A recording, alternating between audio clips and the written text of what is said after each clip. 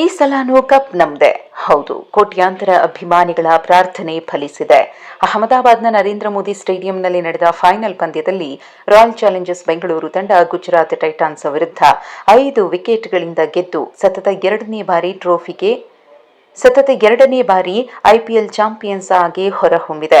Toss ಗೆದ್ದ Bengaluru fielding ಆಯ್ಕೆ ಮಾಡಿಕೊಂಡು ಗುಜರಾತ್ ಅನ್ನ ಬ್ಯಾಟಿಂಗ್ಗೆ ಆಹ್ವಾನಿಸಿತ್ತು. ಆದರೆ ಆರ್ಸಿಬಿ ಬೌಲರ್ಗಳ ಶಿಸ್ತುಬದ್ಧ ದಾಳಿಗೆ ಪತರುಗೊಟ್ಟಿದ್ದ ಗುಜರಾತ್ ಬ್ಯಾಟರ್ಸ್ ರನ್ ಕಲೆ ಹಾಕಲು ಪರದಾಡಿದ್ರು.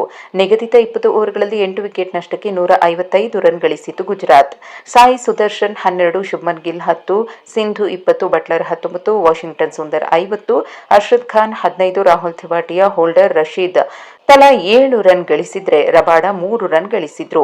ಇನ್ನು ಆರ್ಸಿಬಿ ಪರ ಭುವನೇಶ್ವರ್ ಕುಮಾರ್ ಮತ್ತು ಹೇಜಲ್ ವುಡ್ ತಲಾ 2 ವಿಕೆಟ್ ಪಡೆದರೆ ರಸಿಕ್ ಸಲಾಮ್ದರ್ 3 ಮತ್ತು ಕೃನಾಲ್ ಪಾಂಡ್ಯ 1 ವಿಕೆಟ್ ಪಡೆದು ಮಿಂಚಿದ್ರು.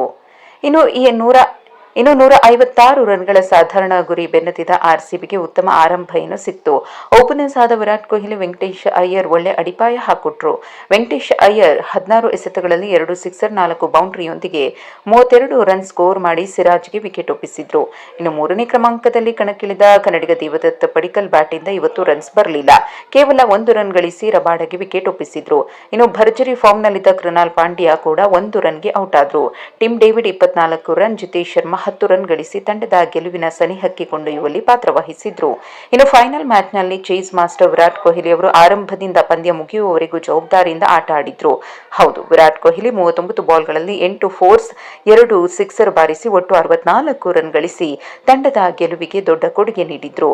ಅಂತಿಮವಾಗಿ ಕೋಟ್ಯಾಂತರ ಅಭಿಮಾನಿಗಳ ಪ್ರಾರ್ಥನೆ ಫಲಿಸಿ ಆರ್ಸಿಬಿ ಸತತ 2ನೇ ಬಾರಿ ಐಪಿಎಲ್ ಟ್ರೋಫಿಯನ್ನ ಎತ್ತಿ ಹಿಡಿದಿದೆ.